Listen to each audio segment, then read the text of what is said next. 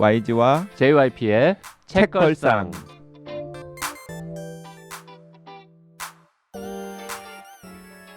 책에 관한 걸쭉하고 상큼한 이야기. YG와 JYP의 책걸상이 찾아왔습니다. YG 강량구입니다. JYP 박재영입니다. 개장 전문 작가 장강명 작가 나와 있습니다. 안녕하세요. 개장 전문 작가 장강명입니다. 금음의 김혜정 대표도 나와 있습니다. 안녕하세요. 금음의 김혜정입니다.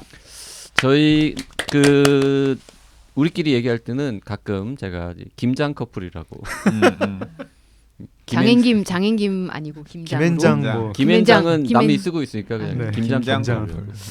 저 지난 연말에 김장은 했습니까? 저희는 이렇게 할 게 없겠죠. 뭐 이렇게 사귀면서 김장한 적 한 번도 없어요. 그렇죠. 사귀는- 김장이라는 사귈 때는 원래 안 해요. 같이 네. 살 때 하는 거지. 같이 살 때도 한 적이 한 번도 사귀면서 김장하는 사람이 어디 있어? 근데 제가 연말에 없어요. 많이 사귀어 본 적이 없어가지고. 흥미로운 경험을 했어요. 뭐요? 김장하셨나요? 아니요. 제가 5년 만에 신혼여행을 연말에 읽었거든요. 네. 그러니까 왜냐하면 그 전에는 내가 그 5년 만에 신혼여행을 읽을 이유는 없잖아요. 왜요? 그렇게 아니, 많은 책을 읽는데 뭐 아니, 이유가 있어서 읽나? 남들 신혼여행 간 이야기를 내가 사실 나도 그거 안 봤어. 굳이 읽어야 되나 했는데 그 장강명 작가 특히 김혜정 대표님을 개인적으로 이렇게 친분이 생기고 알고 난 다음에 궁금했어. 이들이 어떻게 연애를 했고 이들이 어떻게 결혼을 했는지가 너무 궁금한 거야. 그 소설은 굉장히 자전적인 소설이 아니에요. 에세이. 에세이. 에세이야 그게? 에세이. 아, 난 소설. 그러니까 더 안 읽었죠. 아, 그래서 읽었어요. 저는 제가 읽었는데 읽고 나서 그 장강명 작가께서 지금까지 쓰셨던 여러 작품의 여러 그 여주들이 머릿속에 스쳐 지나가면서 이게 결국에는 다 HJ였구나. 원래 이렇게 옆에 있는 사람부터 이렇게 그 상품화. 네. 그 한국이 싫어서 호주로 가서 시민권 획득한 그 여자 주인공도 따지고 보면은 그 HJ를 소설로 형상화한 것처럼 보이고 그 이야기는 저의 실제 경험을 그리고 또 기반으로 한 거니까요. 앞부분은 네. 또 심지어는 앞부분에 그 호주에서 여러 가지 경험들은 실제로 호주 네. 경험이기도 하고 그리고 그 금음에 나온 그 여주인공의 캐릭터도 조금 실제 HJ랑 좀 겹치는 것 같다는 약간 느낌도 겹치는 거 들었고 있죠. 네. 그래서 그러니까 찾아보면 더 있어요. 더 지금 제가 생각이 얼른 안 나는데 그래서 이거 진짜 장강명 작가의 거의 모든 작품의 여자 주인공들은 다 HJ구나. 부정 못하죠. 아유 제 소설에 가끔 이렇게 뭐 미모와 뭐 지략을 겸비하고 일찍 죽는 뭐 그런 여성 캐릭터도 가끔 있는데. 지금 미모와 지략은 아니라는 말씀입니까? 아니 일찍 죽지 요절하시진 않았잖아요. 그래서 가끔 이제 장강명 작가 책을 읽고 써주신 이제 댓글 중에 이렇게 말하는 여자가 어딨어? 이런 댓글을 볼 때마다 나 여기 있는데 이러면서 약간의 네. 억울한 마음이 있을 때도 있었어요. 근데 저는 그래서 물어보고 싶은데 그 실제로 그 5년 만에 신혼여행을 보면은 그러니까 실제 김혜정 대표님 캐릭터 HJ가 나오잖아요. 그런데 이제 그 캐릭터가 뭐 한국이 싫어서든 아니면 장강명 작가의 금음이든 장강명 작가의 다른 작품의 여주들이랑 너무 많이 겹치기 때문에 제가 그렇구나라는 걸 새삼 생각을 했는데 그 장강명 작가 소설의 항상 첫 독자시잖아요. 네. 그러면 그렇죠. 그 소설 안에 나를 뭔가 모티브로 한 여주인 게 확실한 사람이 막 등장하는데 약간 불만 같은 건 없으세요? 그런데 이게 저에게서 많은 부분을 가져갔지만 또 살짝 다른 측면들이 있어서 네. 저는 뭐 괜찮다고 생각하고 재미있게 생각하면서 읽고 있습니다. 입금되면 불만이 없어요.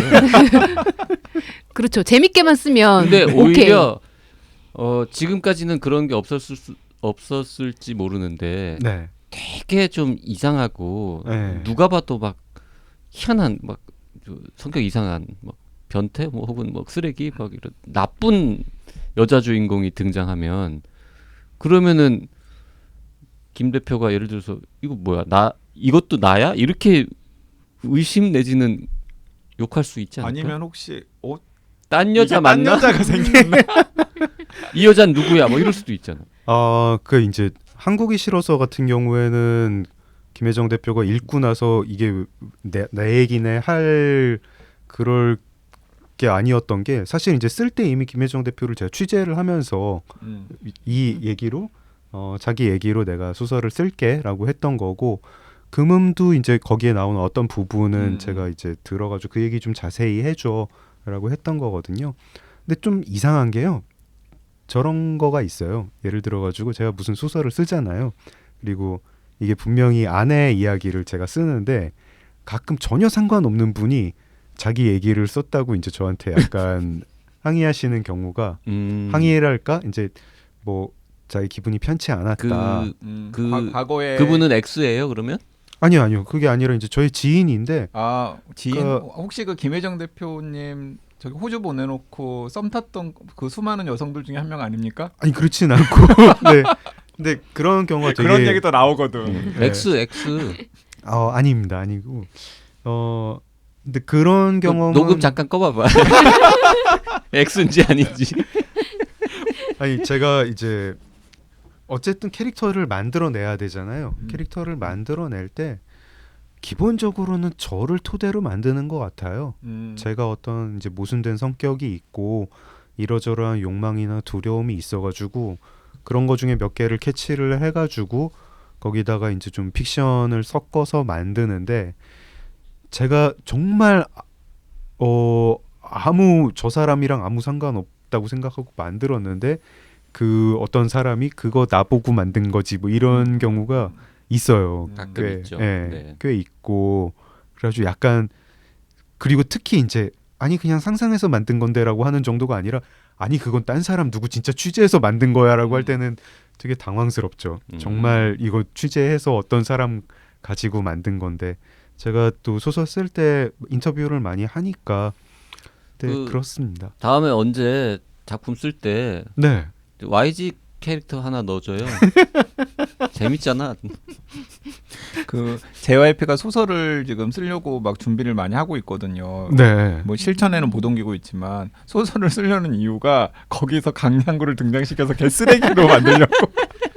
박완서 선생님이 처음에 소설 쓸 때 그런 마음으로 쓰셨다고 하더라고요. 네. 내가 아는 사람들을 소설 속에서 복수하겠다. 복수하겠다. 예. 그러니까 그 나쁘지 않아요. 그러니까 동기가 그렇다 해도 이렇게 박완서 선생님 JYP의 소설은 언제 나올지 모릅니다만 일단 아무도 안 물어봐서 제가 답을 안 했는데 이제 2022년 연말에 새 책 원고를 일단 끝냈거든요. 그 책이 실제로 출간되는 시점은 뭐 23년 한 하반기나 이렇게 좀 늦게 나올 건데 아마도 그게 혹시 저번에 말씀하셨던 그 외국인들 상대로 그건 그 영업 비밀. 그래요? 네네네. 뭐 하여튼 그런 게 네, 있습니다. 네. 지금 막 다들 궁금하실 텐데 영업 비밀이기 때문에. 그래서 오늘 낮에 만나셨다는 것도 그 영업 비밀과 그렇죠. 관련 네, 관련된 네. 작업을 좀 하고 있는데 저 약간 내심 걱정하고 있잖아요. 잘 될까봐요? 잘 될까봐. 세계적 베스트셀러 되면 그래서 어떡하지? 너무 떠가지고 저 거들먹거리는 거 어떻게 봐. 그럼 뭐 이렇게 상암동으로 부르셔가지고 스튜디오에서 뭐 프로그램 하나 주시죠. 근데 지금도 딱 보면 좀 잘난 척 하잖아요. 내가 뭘 잘난 근데 여기서 더 잘 돼서 더 거들먹거리면 그 꼴을 어떻게 보나. 그래도 방송 사유화에 대한 욕심을 버리시고 이렇게 아니 어쨌든 2022년에 하나 마쳤기 때문에 이제 네. 현재는 쓰고 있는 게 혹은 써야 하는 빚이 하나도 없습니다. 그래서 2023년에 소설에 구상해서 다시 한번 써볼까. 제가 소설을 쓸 일은 없겠지만 저는 전혀 소설에 관심이 없기 때문에 근데 만약에 쓰게 되면은 많은 사람이 죽어 나가겠죠. 다들 이 쓰시려는 동기가 복수심 같은 걸로 쓰는 건가요? 지금 리스트가 많이 있거든요. 그래서 저는 이렇게 허무에 맞서기 위해 쓰는데 되게 그 책 얘기하죠. 당신이 네. 보고 싶어하는 세상의 첫 문장은 이렇게 시작합니다. 목적지에 거의 이르렀을 때 나는 에이전트의 채도를 거의 제로까지 낮췄다. 네. 일단 요 진담인데요. 요 한 문장을 딱 읽은 다음에 뭐지? 다 아는 단어긴 한데 아니 무슨 무슨 또 귀신 신하나 까먹는 소리를 하려고 이런 생각했잖아. 맞잖아요. 뭔가 일단- 칭찬해 주시려는 것 같은데요. 아니 그냥 궁금했다. 에이전트라는 거는 우리가 뭐 대리인이기도 하고 무슨 뭐 화학에서도 쓰고 뭐 화학에서는 뭐지? 용매 뭐 이런 건가? 뭐 하여튼 여기저기 쓰는 건데 에이전트 다음에 채도가 나왔어요. 에이전트의 채도를 0까지 낮췄다? 에이전트는 뭔데? 내가 아는 에이전트 중에 채도를 조절할 수 있는 건 없거든. 근데 바로 뒤에 문장이 나오잖아요. 그러니까. 네. 그래서 그 다음 문장 그 전까지 그림처럼 맑고 파랗던 하늘이 우중충해졌고 나를 향해 미소를 짓던 행인들의 얼굴에서 표정이 사라졌다. 알고 보니 가로수 가지도 앙상했다. 다시 에이전트의 채도를 중간 정도로 높이니 하늘은 푸르러졌고 가로수에도 나뭇잎이 피어났다. 요게 첫 번째 문단입니다. 요 두 개의 문장이 일종의 약간 지금 그 머릿속으로 떠올릴 수 있는 어떤 디바이스를 해보면 무슨 구글 글래스 같은 거, 구글 글래스. 그러니까. 같은 구글 거. 글래스 같은 거. 네. 저 세 문장이군요. 세 문장을 딱 읽는 순간 일단 시작이 근사하다. 고맙습니다. 그리고 이 뭔가 세상에 없는 이 장치의 이름을 에이전트라고 붙였구나. 그건 왜 그랬을까? 솔직히 저 같으면 아예 좀 더 다른 신조어 같은 걸로 네, 했을 것 같은데 에이전트는 너무 우리가 익숙한 단어인데 그렇죠. 왜 에이전트를 썼을까? 뭐 이런 생각을 했거든요. 네. 에이전트라는 이 소설의 어떤 기본적인 설정, 그냥 에이전트가 뭔지만 설명하면 설정은 끝이잖아. 네. 에이전트는 뭡니까? 에이전트 뭐 증강현실 기계이죠. 증강현실 기계이고 그게 근데 눈에 쓰고 있는 건지 아니면 뇌에다 심은 건지 그렇죠. 뭐 아니면 눈에다가 막막에 입힌 건지 그런 건 그건 안 모르지만 나오죠. 모르죠. 예, 안 나와요. 구체적으로 설명이 안 나오고 사실은 이제 구체적으로 설명을 못한 거 아닙니까? 비슷합니다. 그 구체적으로 설명을 안 하는 이유랑 그 기계 이름이 에이전트인 거랑 사실 같은 거죠. 자세히 설명하면 이게 시간을 탈 거예요. 아마 한 1, 2년 지나면은 아니면 10년 지나면 이제 시간을 탈 거고 자세히 설명할수록 덜 세련되어질 거고. 네. 그래서 나중에 오래 선구자 되는 팔기 거지. 위해서 선구자. 오래 팔기 위해서 그래서 이 책이나 혹은 이 책을 조지 오웰 이런 걸 꿈꾸는구나 지금. 아니 그거 있잖아요. 그 우리가 아바타 같은 용어가 다 그쵸. SF에서 나온 용어잖아요. 저도 지금 그 얘기 하려고 그랬는데 예. 이제 닐 스티븐슨이 네. 스노우 크래시에서 아바타를 음. 썼고 사이버 스페이스는 이제 윌리엄 윌리엄 깁슨이 깁슨. 예, 유로맨서랑 그 앞에 뭐 버닝 크롬 뭐 이런 데서 썼었는데 근데 이제 보니까 그 아바타라는 말이 메타버스 나오기 전에 메타버스도 닐 스티븐슨이 만든 용어죠. 근데 이게 그런 용어들이 좀 이렇게 SF에서 특히 이제 사이버펑크물에서 용어가 워낙 많이 나오니까 별로 이렇게 오래가는 용어 없더라고요. 보니까. 그리고 막 설명 자세하게 할수록 더 나중에 좀 조악해진달까 조잡해진달까 그런 게 있고 그래서 아예 그냥 설명 안 해도 되는 묘사들 이런 거 그냥 뛰어넘고 이름도 그냥 제일 들어서 별 느낌 없는 무덤덤한 이름. 네, 그래서 에이전트. 근데 아바타나 메타버스처럼 뭔가 온 세상에 퍼지는 용어를 만들어내는 사람도 있으니까. 아니 그런 욕심도 그러니까 아니 있잖아요. 당신이 보고 싶어하는 세상이 지금보다 훨씬 더 주목받아서 뜨고 영화나 드라마로 막 딱 이렇게 빵 터지면은 진짜 다음에 나오는 그런 디바이스의 이름이 에이전트가 될 수도 있죠. 에이전트의 의미가 확장이 될 수 있- 있죠. 네, 네. 그러니까 아바타 같으면은 원래 그 전에도 인도 신화에 있었던 용어고 사이버 스페이스는 이제 합성어니까 없었던 부단어를 합치는. 말이긴 한데요. 에이전트 뭐 여튼 그렇습니다. 그 어디까지 얘기할까요 오늘 스포일러가 안 되게 하려면 그래서 그냥- 에이전트라는 기계가 등장을 하고 저는 뭐 다 얘기해도 됩니다. 뭐 정부 공무원처럼 보이는 그렇죠, 주인공이 초반에.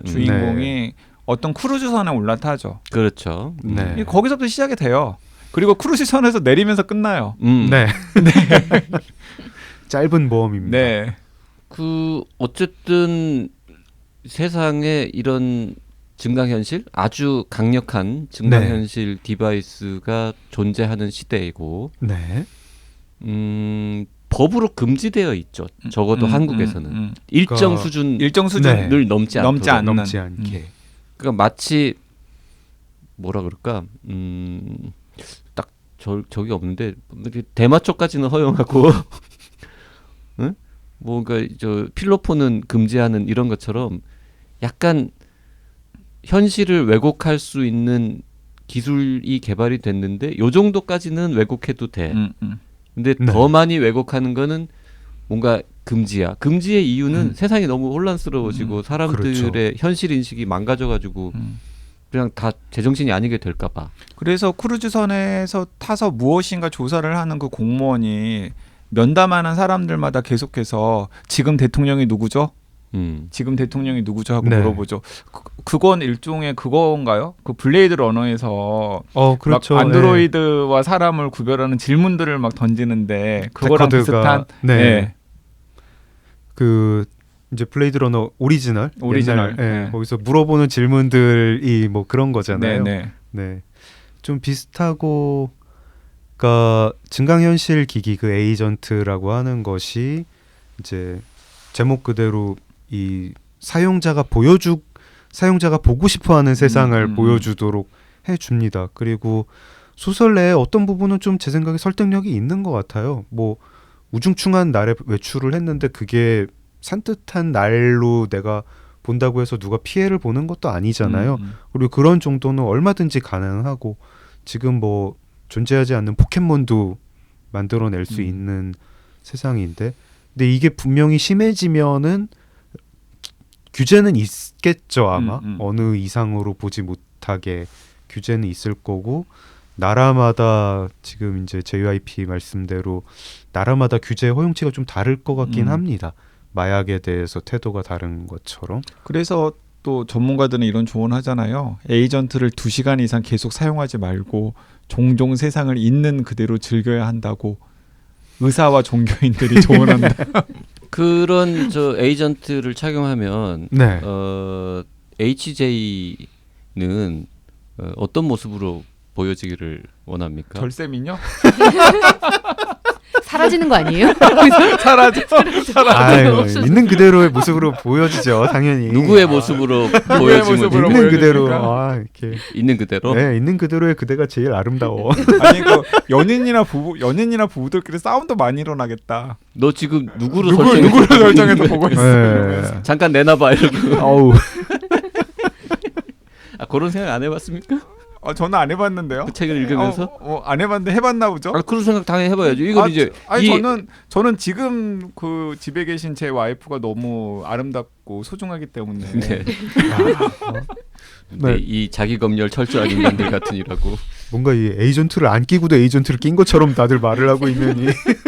아니 기본 필터가 장착되어 있잖아요, 우리는. 그리고 인상적이었던 게 그냥 내가 보는 세상만 바꿔주는 게 아니라 남들이 보는 나의 모습까지 바꿔주는 그 부분에서 살짝 놀랐습니다. 아, 네.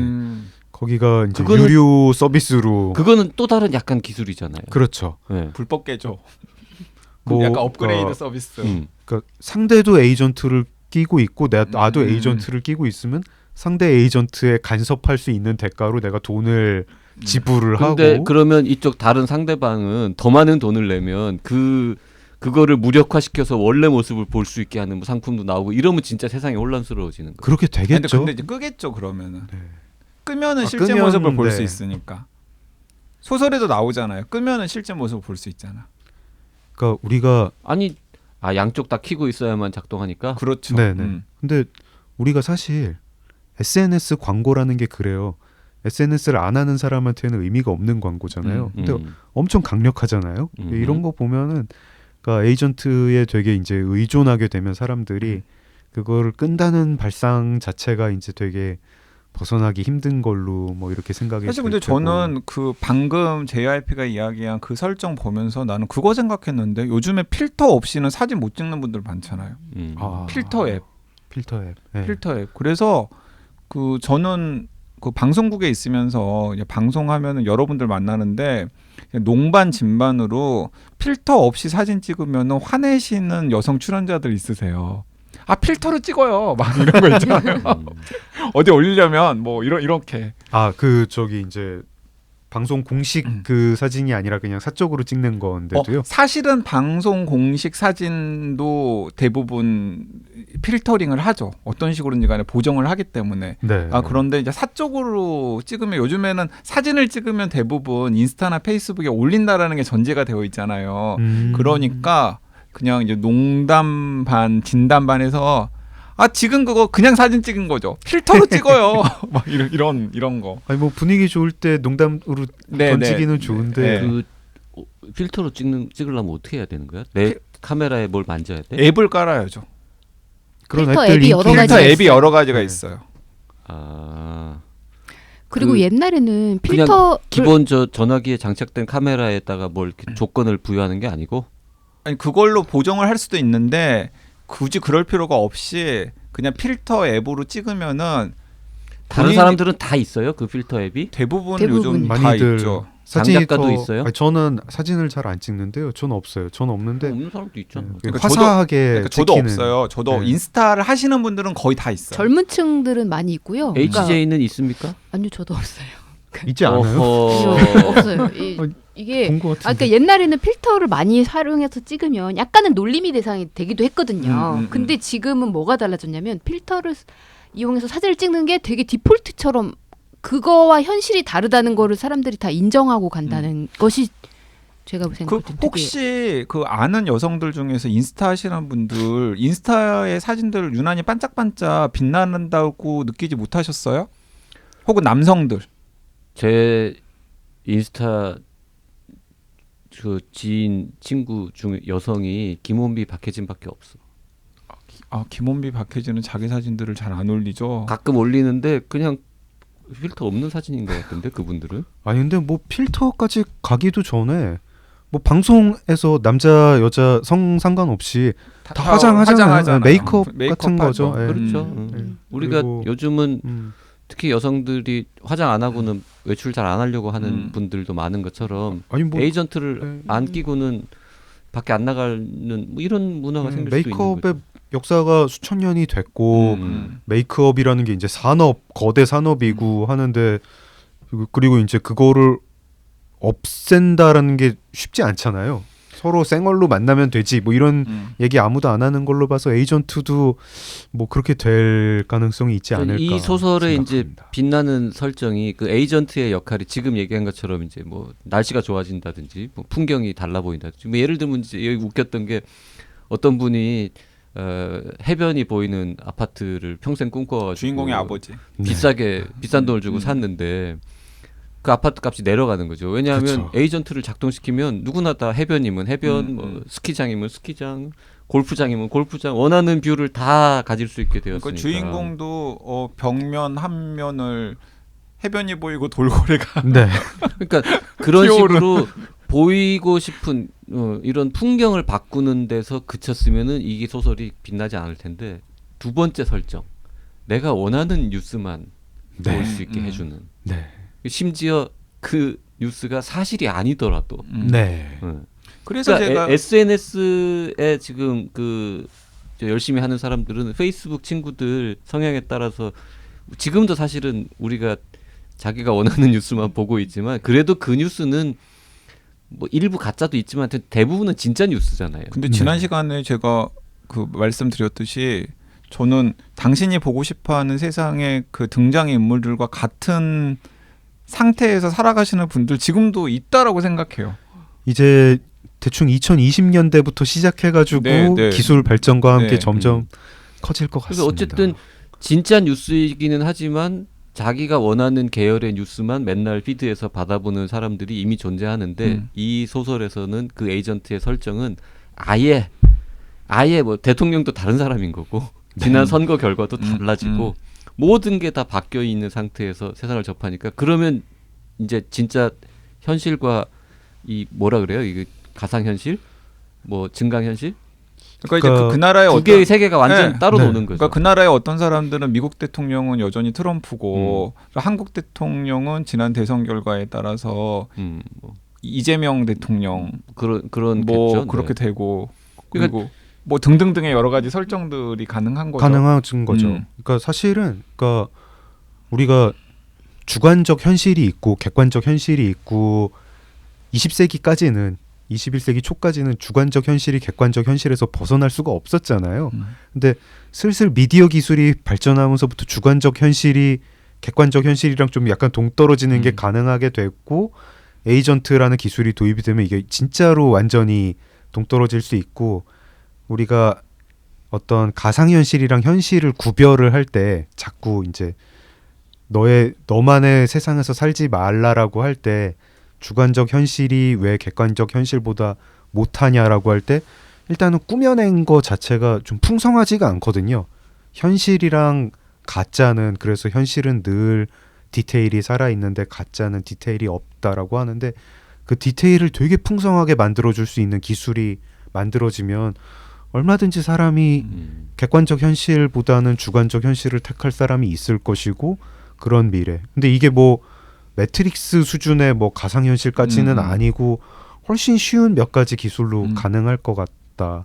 이런 이게 그 전망이죠. 책 얘기의 작품 내용을 더 이야기하면 스포일러가 되니까 이제 그만하면 될 것 같아요. 네, 그 조금 그 에이전트의 기능이 크게 두 가지인 거죠. 그러니까 다른 이야기를 해보면은 다른 이야기 관련된 다른 이야기를 해보면 그러니까 저는 이제 이 책 읽으면서 그 JYP는 그 배우자 얼굴이 어떻게 보일까 이런 생각을 했지만 저는 좀 더 그 다른 맥락에서 그 양대 거대 테크 기업들의 네. 경쟁. 네. 그러니까 예를 들어서 페이스북의 메타는 아예 가상 현실을 만드는 곳에 지금 돈을 엄청 쏟아붓고 연구 개발을 하고 있고 근데 반면에 아이폰을 만드는 애플은 증강현실 네. 기술에 돈을 엄청나게 투자를 하고 있는 것으로 알고 있는데 이 당신이 보고 싶어하는 세상은 굳이 두 기업 중에 한쪽이라면은 증강현실 증강현실. 기술 쪽에 손을 들어주는 거잖아요. 그렇죠. 근데 저는 그게 앞으로 훨씬 더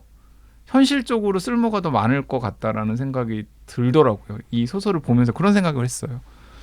저는 뭐 소설을 쓸 때 뭐 그래서 뭐 애플이 더 잘 될 거냐 메타가 더 잘 될 거냐 이런 생각은 안 했는데 차라리 가상현실을 누가 만들어서 메타버스를 만들면은 그 메타버스에 들어가 있는 사람은 여긴 현실이 아니다 이런 정도의 자의식은 있을 것 같아요. 누워 있다거나 뭐 이런 식으로 뭐 그러니까 내가 두세 개를 왔다 갔다 한다. 하는, 그것도 이제 사실 정체성에 좀 혼란은 있을 것 같은데 그래도 두세 개를 왔다 갔다 한다 이러면서 내가 지금은 메타버스고 지금은 다시 현실이고 지금은 메타버스고 이런 그 경계를 인식을 할 것 같거든요.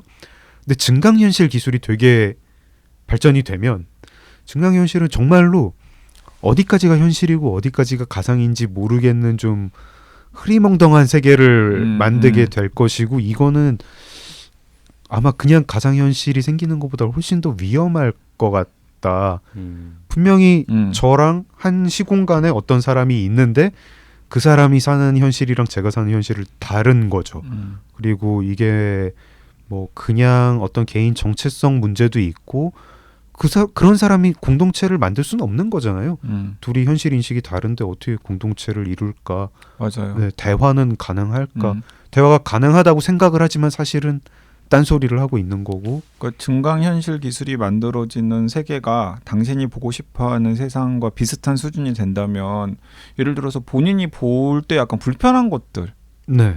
불편한 풍경들, 예를 들어서 뭐 지하철에 뭐 노숙인들이나 아니면 차를 타고 지나가다가 막 가난한 사람들이 모여 사는 그 밀집 지역 같은 뭐 허름한 건물들이나 허름한 집들 아니면은 막 실업자들이 거리를 배회하고 다니는 모습 이런 것들은 다 필터링 해버릴 수 있는 가능성이 생기는 거잖아요. 정말 그거보다 더 쉬운 거는 아마 이제 이런 거 되게 위험한 상상인데요. 내 눈앞에 보이는 사람의 피부색이 전부 다 옅은 색이었으면 좋겠다. 이런 거가 가능할 거예요. 별로 어려운 기술 아닐 것 같습니다. 화장실에서 응가하고 딱 돌아봤는데 그 안에 이렇게 뭐 마카롱이 둥둥 떠 있고 뭐 이런 쉽잖아. 아니 꽃 설정하기 꽃으로 하죠. 나름이잖아. 꽃. 일단 성공했다. 웃겼다. 무슨 얘기를 하면 제일 웃길까 생각했는데 꽃보다는 마카롱이 웃기지 않아? 아니, 되게 웃겨서 웃는다기보다 약간 실이 없어가지고 좀 웃는 참 좀 네. 뭐야 뭐 이런 느낌이지. 음. 연초부터 끝나고 나면 마카롱만 기억이 날 것 같은데. 지금 청취자들 다 뭐야?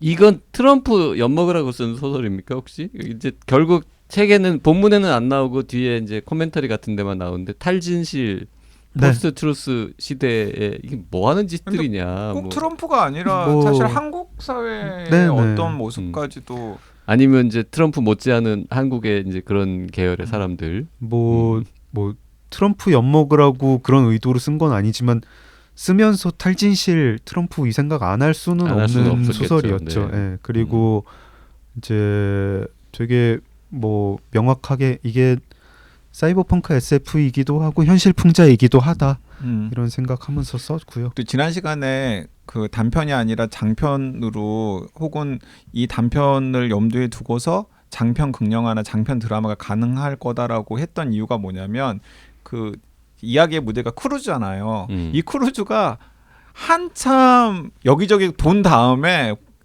이 한국에 온 거예요. 그러니까 이 크루즈가 떠나는 시점의 이야기부터 한참 돌고 한국에 돌아오는 시점의 이야기까지를 그리면은 꽤 괜찮은. 뭐 그렇게 해도 되고 아니면 그냥 이 이야기 자체를 그냥 한 2시간 분량이 분량으로 되게 확장해서 해도 되고. 이 안에서 좀 폭력적인 네. 사건이 있고 뭐 뭔가 음모가 있다든가 얼마든지 늘릴 수 얼마든지 있을 것 늘릴 네. 수 있는.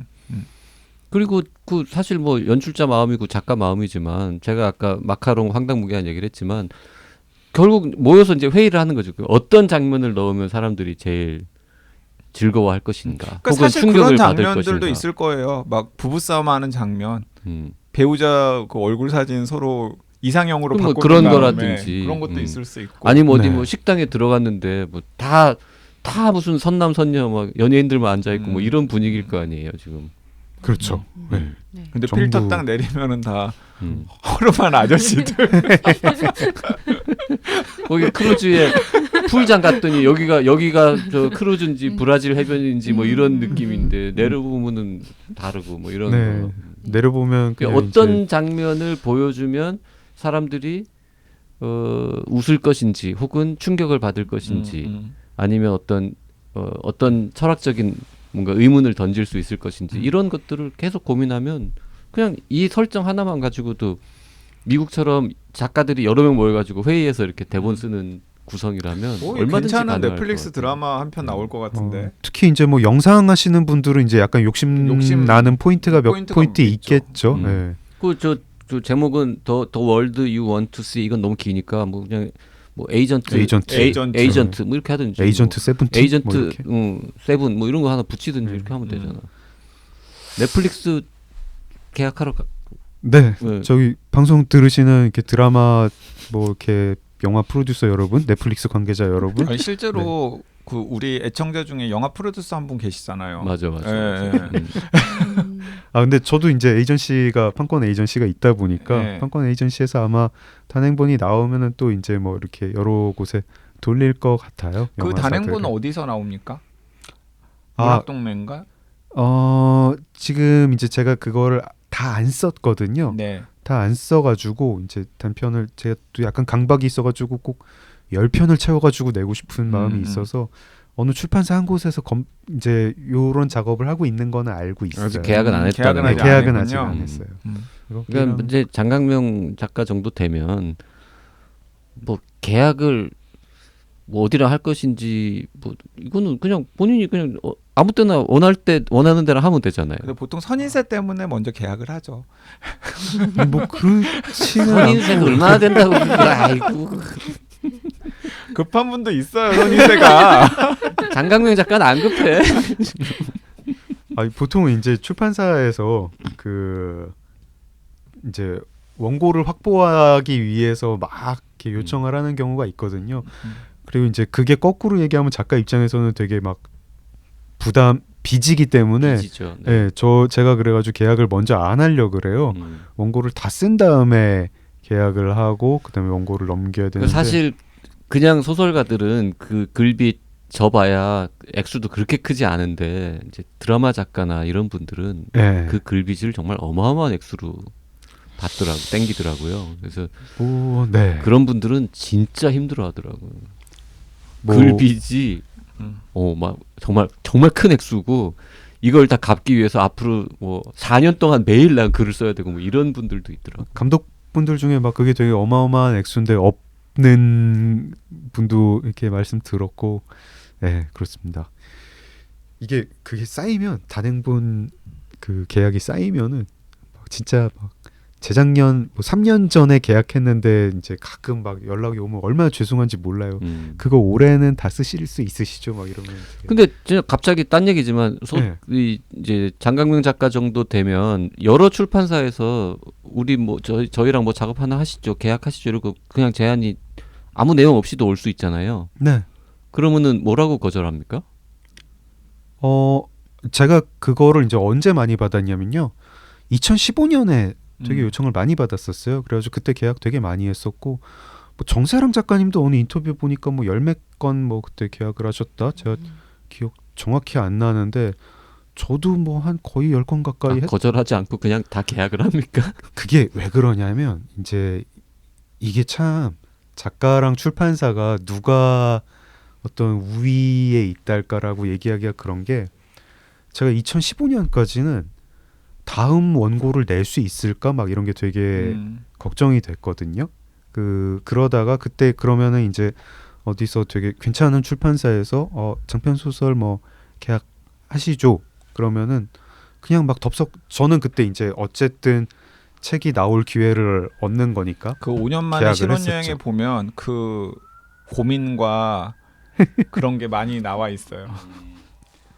이제 출판사는 출판사대로 그렇게 작가들을 확보를 하려고 하고 작가는 출판사를 확보를 하려고 하고 하다가 이제는 이제 좀 몇 건 안 남았어요. 한 3-4건 남았는데 그거를 하고 나면은 이제 다 쓴 다음에 보내드리고 싶어요.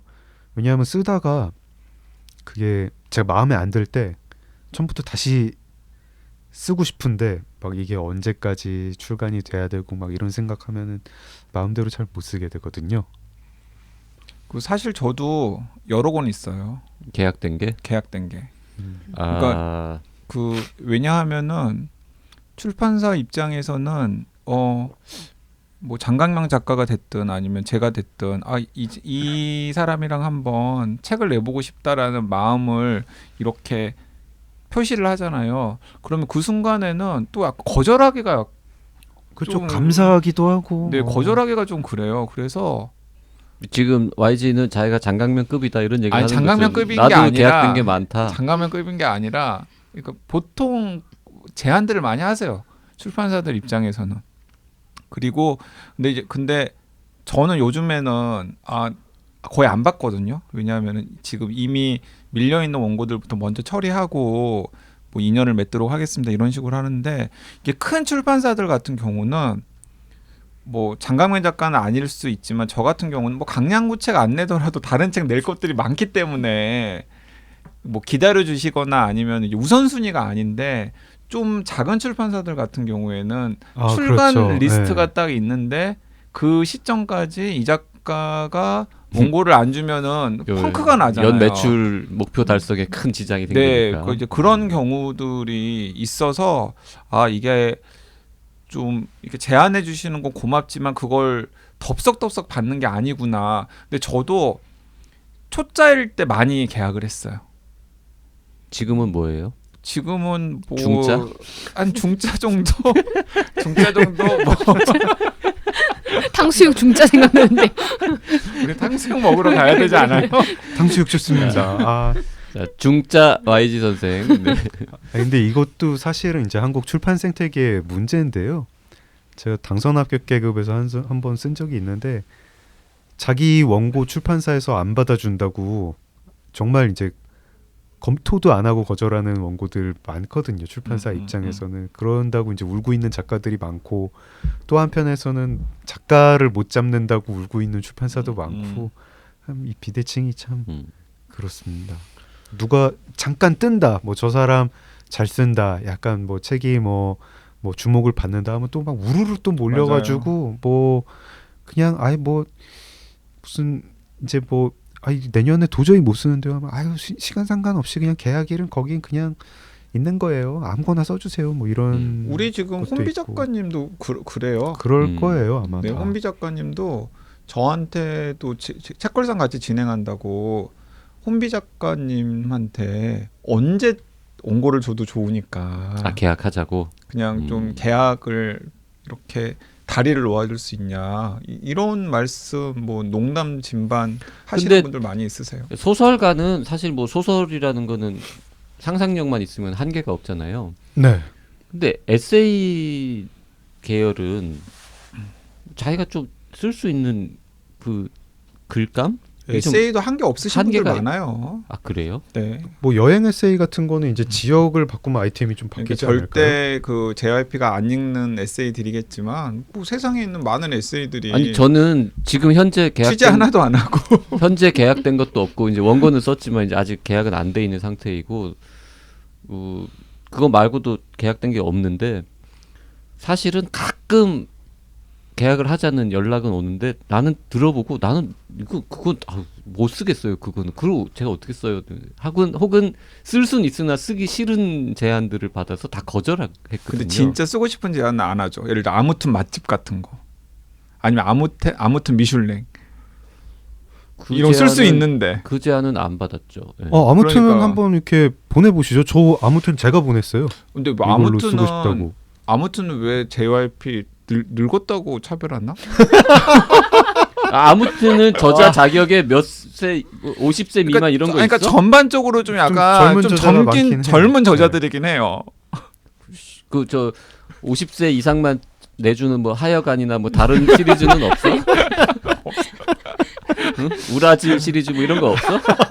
우라질 시리즈가 우라질 괜찮은데요? 시리즈 만들어 볼까? 하여간도 괜찮아. 하여간.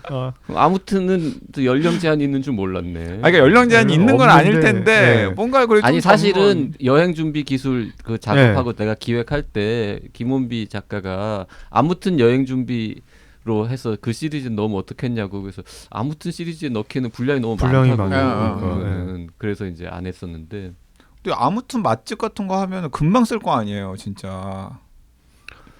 금방 쓰는 게 중요합니까? 잘 쓰는 게 중요하지. 아니, 잘 쓰면서 금방 쓰겠지. 아무튼 미슐랭 이런 것도 쓰실 수 있잖아요. 우리 어디 가서 맛있는 거 먹으면서 다시 얘기해 봅시다 그거는. 근데 이런 출판 계약 문화도 사실은 이제 한 그렇게 뭐 이런 문화 몇 년 되지 않았다 그러더라고요.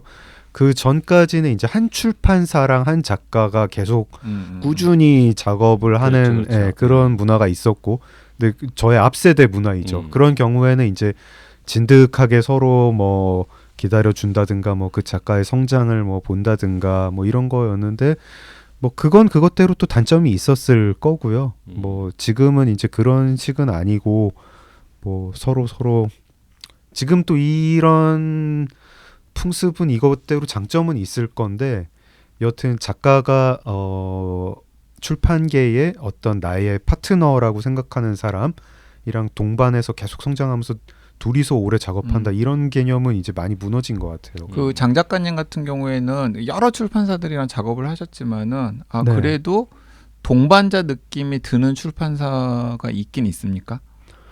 보통은 출판사보다는 편집자 편집자가. 개인이고 제가 처음에 작가가 됐을 때 뭐 편집자가 옮겼다고 출판사 옮기는 작가분들 이야기를 들으면서 약간 그때는 언뜻 이해가 잘 안 뭘 갔거든요. 또 저렇게까지 뭐 이런 그러니까 느낌? 또 이제 문학 편집이라는 게 사실 이제 논픽션 편집보다 문학 편집이 조금 이제 편집자가 관여할 부분이 좀 적죠. 그러니까. 네, 논픽션이나 뭐 자기계발서 이러면 이제 편집부가 많이 관여를 할 텐데 문학 편집은 상당히 이제 저자 위주의 뭔가 되니까요. 근데 이 단행본 편집 한 권 한 권이 문제가 아니라 같이 뭔가 고민도 얘기하고 어떤 뭐 방향도 생각하고 이런 파트너가 저자한테 있으면 되게 좋더라고요. 그러니까 미국 같으면은 에이전트가 할 일을 우리는 그렇죠. 편집자가 같이 하는 거니까. 우리는 이제 출판사가 미국의 에이전시 역할을 그러니까 하고 있으니까 편집자가 에이전트가 되는 건데 지금은 이제 뭐 출판만 그런 것도 아니고 뭐 예전에 뭐 좋았던 어떤 뭐 정치는 정치대로 정치 도의 이런 얘기하면 되게 웃기지 않습니까? 도의가 어딨어? 뭐 그냥 옮기면 옮기는 거고 뭐 이런 거지. 장 작가님 말을 들으니까 갑자기 개인 에피소드가 하나 생각나는데 제가 첫 책을 낸 다음에 이제 그 디프리를 편집자랑 하다가 근데 이제 둘이 초등학교 동창 사이였거든요. 그래가지고 걔가 편집자가 술이 좀 취한 다음에 저한테 양구야 나는 너랑 김한길과 해냄 사장님 같은 사이가 됐으면 좋겠다. 여자의 남자. 여자의 남자로 그 자 아마 그분이 해냄 사장님은 될 수 있을지 몰라도 강양구가 김한길이 될 수는 없죠. 그래서 우리 그런 사이가 되죠. 그런 사이로 꼭 남자 그랬는데. 지금 그분은 뭐 합니까? 아 그분 여전히 편집자십니다. 아, 그래요? 그분이 그 강양구의 강한과 아 그래요? 네네 다시 또 한 10수년 아니 만에 그렇게 해냄 사장이 되고 싶었는데 왜 표지를 그렇게 했대? 다시 10수년 만에 조우에서 또 두 번째 책을 또 했는데 잘 안 돼가지고 아그저 요즘에 서로 좀 냉담해요.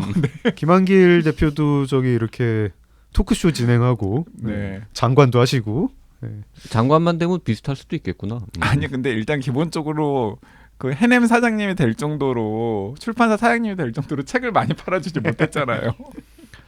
책걸상 시즌 5 첫 방송 누적으로는 596회. 아이고 좀 있으면은 600회네요. 600회. 네. 그 박혜진, 박평이랑 경청할 때 600회가 되더라고요. 아, 그래요? 아, 음. 그것도 세봤습니까? 네, 세봤죠. 네. 자, 슬슬 마쳐야 될 것 같은데 댓글 조금만 소개할게요. 까망토끼2님이 YG님 말씀이 맞아요. 이렇게 재미있는 방송이 없어지면 저 같은 청취자는 무슨 낙으로 살겠어요. 펀딩 중반 즈음에 이번엔 안 되려나 보다. 내년부터는 어떡하지? 유유 했지만 다행히 펀딩 성공이 되어 삶의 낙을 되찾았네요. 라고 주셨습니다. 네, 까망토끼투님 새해 복 많이 받으시고요. 가루님 방송 듣다 바로 송금했습니다. 요 저번에 저 날짜 놓쳤는데 계좌번호 알려줄 수 있냐 해가지고 제가 회사 계좌번호 외우고 있으면서 바로 알려드렸거든요. 그래서 바로 바로 방송 송금하셨- 듣다가 그 송금하셨다고. 댓글 보고 또 진짜인지 확인했잖아. 그랬더니 진짜로 송금하셨더라고요. 네, 아유, 감사합니다, 가루님, 가루님. 감사합니다. 네. 그 계좌는 계속 되니까요. 뭐 이렇게 매달 송금하셔도 됩니다. 맥퍼슨님 올해도 책걸상 덕분에 재미있게 지낼 수 있겠네요. 축하드리고 또 자축합니다. 네. 축하드리고 또 자축합니다. 사실 자축할 일이 아니잖아요, 그냥. 아유, 근데 자축할 이거를 일이라고 생각하시는 거죠. 그러니까 그 너무 정말 가슴 뭉클한 네, 내용이고요. 가루님, 펀딩 맥퍼스님, 이 도와주신 분들께 우리 저 금음하고 같이 만든 책갈피 그리고 또 일부 분들한테는 YG와 JYP의 명언이 레터링 새겨져 있는 필통 곧 아마 보내드릴 거고요. 그 명언 뭔가요? 명언은 이제 사람들 받아보신 다음에 그때 공개하도록 하죠. 아직은 이제 궁금해하시라고. 네. 뭔가 강력한 명언일 것 네, 같아요. 랜덤입니다. 네. 둘 다 보내기로 했나요? 제작비 많이 들게 왜 그랬어? 원래는 이제 YG의 명언이 새겨진 필통하고 JYP 명언이 새겨진 필통하고 둘 중에 하나를 랜덤으로 보내드리기로 했는데 우리 저 PD가 또 하나만 받으면 궁금해하실 텐데 두 개 다 드리자 그래가지고 지 돈도 아니면서 조금 넉넉하게 찍어가지고요. 2개씩 다 보내드리도록 하겠습니다. 필통 옵션 선택하신 분들은. 네. 네. 그러면 그 필통 2개를 들고 다녀야 되는 건가요? 그러니까 하나는 이제 저기 예비 이 독지가한테 선물하셔도 좋겠죠. 네. 네, 다들 새해 복 많이 받으시고요. 또 1월 첫 주에 바쁘신데 나와주신 두 분도 너무나 반갑습니다. 즐거웠습니다. 그리고 김혜정 대표님 금음 잘 챙길게요. 네, 아니요. 방금 금음에 또 댓글이 올라왔어요. 제가 이 미래 댓글을 읽고 있는데 지금 아까 마카롱 때 빵 터지셔가지고 진짜 어떤 분이 너무 재밌다고 댓글을 올려주셨네요. 헐 이런 걸 이제 증강현실이라고. 이 김혜정 금융 대표 저 팟캐스트 처음 출연했을 때 되게 덜덜 떨었던 게 엊그제 같은데 3번 만에 아주 그냥 그리고 능숙한 김회장 네. 대표님 지금 이제 사업가 다 되신 것 같아요. 그런 것 같아요. 점점점 네. 사업가화 되고 있고 네. 이제 오늘은 두 분이 저 손 한 번도 안 잡았어. 전혀 떨지 않는 거지. 그리고 그 계속해서 제가 여기저기서 듣는 이야기가 왜 금음 앱 안 만드시냐고. 네. 그게 앱 만드는 게 생각보다 맞아요. 돈이 많이 들고 근데 금음 앱 품이 많이 들어. 플러스 그리고 검색 좀 친화적인 검색, 네네. UI. 네, 검색 최적화와 앱 출시. 네, 기다려 주십시오. 그 정도예요? 네. 둘 뭐 이렇게 중에 거짓말을 할 수는 없잖아요. 둘 중에 하나를 굳이 먼저 하자면 검색 최적화부터 그렇죠. 해야 네, 됩니다. 네. 앱은 뭐 솔직히 없어도 됩니다. 까짓 거 내용만 좋으면. 음. 지금 아마 이 방송 나갈 때쯤에 검색 최적화가 좀 바뀌었을 좀 될 겁니다. 거예요. 예, 예. 그러면 뭐 출판사 관계자들이나 작가들이 검색을 했을 때 금음의 접근성이 좀 많이 나아지긴 하겠네요. 이게 기본적으로 서버를 옮겨야 되더라고요. 그래서 예, 서버를 맞아요. 옮기는 예. 작업을 하고 있어요. 자 다음 주에 미키 세븐 자 금음의 방 열려 있는데요. 미키 세븐 방의 모임지기는 JYP입니다. 네. 혼비님 아니에요? JYP일걸요? JYP님이구나. 봉 감독님, 네. 저도 들어가 보겠습니다. 네네네. 자 이번 시즌 2023년 네, 금음과 함께 책걸상과 함께 여러분들 1년 내내 건강하시고 즐거우시기를 바라겠습니다. 네, 새해 복 많이 받으시고 다음 주에 또 뵙겠습니다. 감사합니다. 고맙습니다. 고맙습니다.